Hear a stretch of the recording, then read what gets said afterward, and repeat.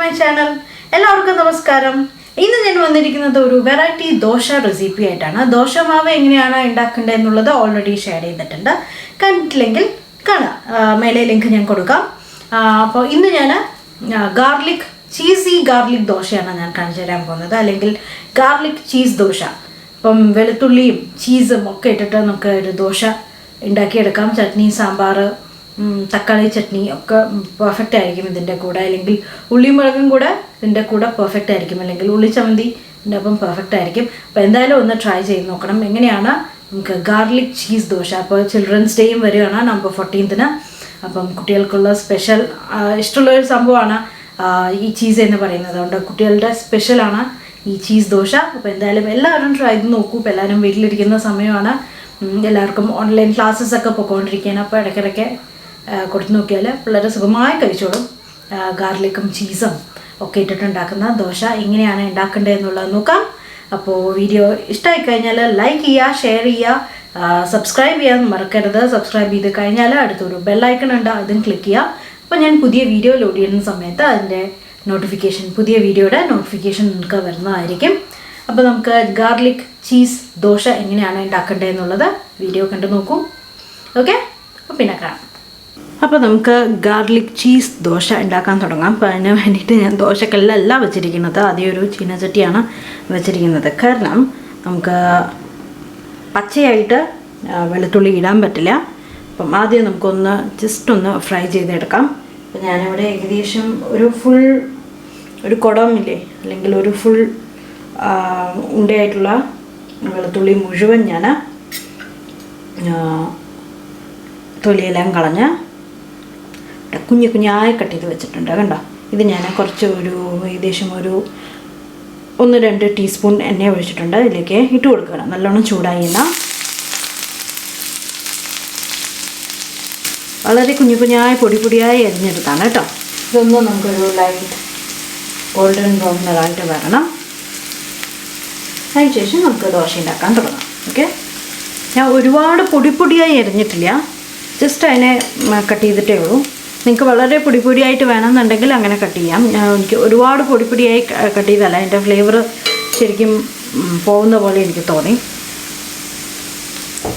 അതുകൊണ്ട് ഞാൻ അതിനെ വട്ടത്തിൽ കട്ട് ചെയ്തു. ഒരുപാട് വലുതിനെ മാത്രമേ ഞാൻ ചെറുതാക്കി കട്ട് ചെയ്തിട്ടുള്ളൂ. ഓക്കെ, അപ്പോൾ ഇതൊന്ന് ഒരു ഗോൾഡൻ ബ്രൗൺ നിറമായിട്ട് വരട്ടെ. അതിന് ശേഷം ഇത് വാങ്ങിയ ശേഷം നമുക്ക് ദോശക്കല്ല് വെച്ചിട്ട് ബാക്കി എന്താ ചെയ്യേണ്ടതെന്നുള്ളത് ഞാൻ പറയാം. ഓക്കെ,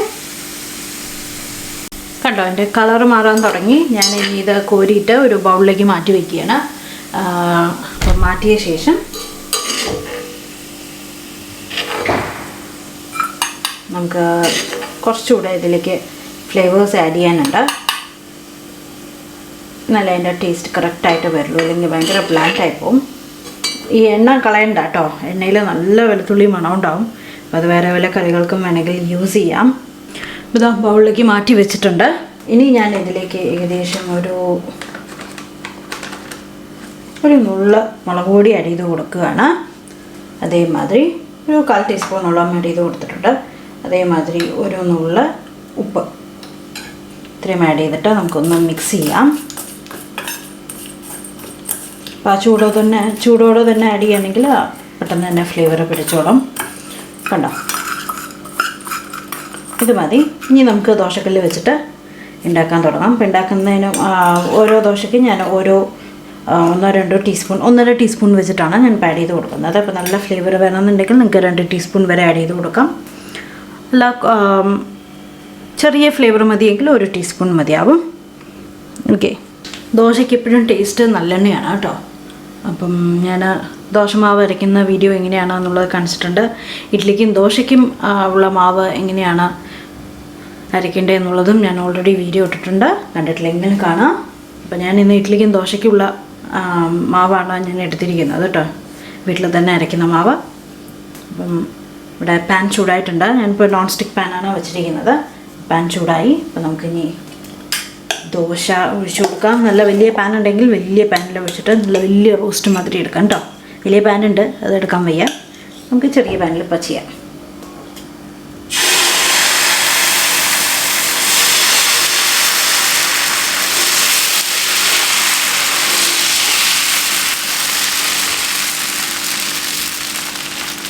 കുറച്ച് നല്ലെണ്ണ ഒഴിച്ച് കൊടുക്കാം. ഓക്കെ, അതേമാതിരി നമുക്ക് ഗാർലിക് വെള്ളത്തുള്ളി ഇതിലൊക്കെ ഇട്ട് കൊടുക്കുകയാണ്.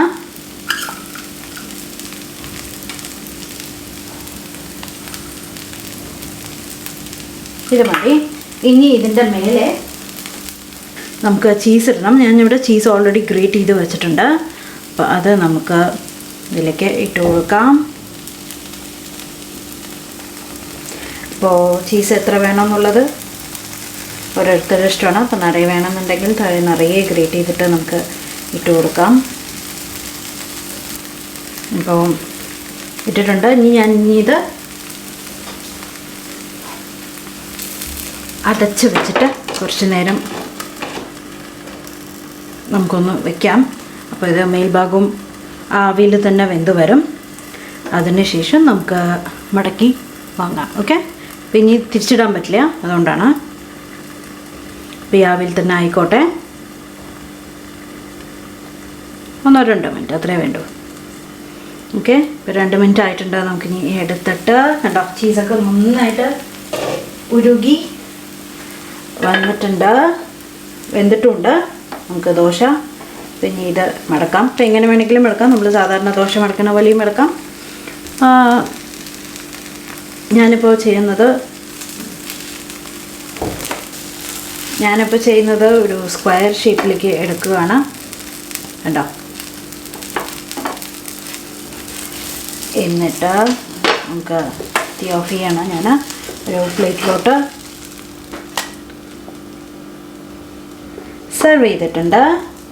എന്നിട്ട് ഞാൻ ഇതിൻ്റെ മേലെ പ്ലേറ്റിലേക്ക് സെർവ് ചെയ്തിട്ടുണ്ട്. അപ്പം ഇനി ഇതിൻ്റെ മേലെ കണ്ടോ, നല്ല ക്രിസ്പി ദോശ. അടിയിൽ ഈ കളർ ചേഞ്ച് കാണുന്നത് നമ്മുടെ ഗാർലിക്കാണ്. അപ്പം ഈ ചൂടിൽ തന്നെ നമുക്ക് കുറച്ചുകൂടെ മേലെ ചീസ് ഇട്ട് കൊടുക്കാം. നിർബന്ധമില്ല, ജസ്റ്റ് ആ ഒരു ഭംഗിക്ക് വേണ്ടിയിട്ട് മേലെ കുറച്ച് മല്ലിയിലയും ആഡ് ചെയ്ത് കൊടുക്കുകയാണ്. അപ്പോൾ നമ്മുടെ ഗാർലിക് ചീസ് ദോശ റെഡി ആയിട്ടുണ്ട്. അപ്പോൾ എന്തായാലും എല്ലാവരും ട്രൈ ചെയ്ത് നോക്കൂ. നല്ല സൂപ്പർ ടേസ്റ്റി. ഓരോ വായിലും ഓരോ ആ ഗാർലിക്കിൻ്റെ ടേസ്റ്റ് നമുക്ക് കടിക്കാൻ കിട്ടും. അപ്പോൾ എന്തായാലും എല്ലാവരും ട്രൈ നോക്കൂ. ട്രൈ ചെയ്തിട്ട് അഭിപ്രായം പറയൂ. പുതിയ വീഡിയോ ആയിട്ട് വീണ്ടും കാണാം. നിങ്ങൾക്ക് വേണമെങ്കിൽ ചെറിയൊരു കാര്യം കൂടെ ചെയ്യാം. കുറച്ചുകൂടെ ആ ഒരു കളർഫുൾ ആക്കാൻ വേണ്ടിയിട്ട് കുറച്ച് മുളക് പൊടി ഞാൻ മേലെ ഇട്ട് കൊടുക്കുകയാണ്. കുറച്ചുകൂടെ കളർഫുൾ ആവും. ഓക്കെ, അപ്പോൾ നമുക്ക് പുതിയ വീഡിയോ ആയിട്ട് വീണ്ടും കാണാം. ബൈ.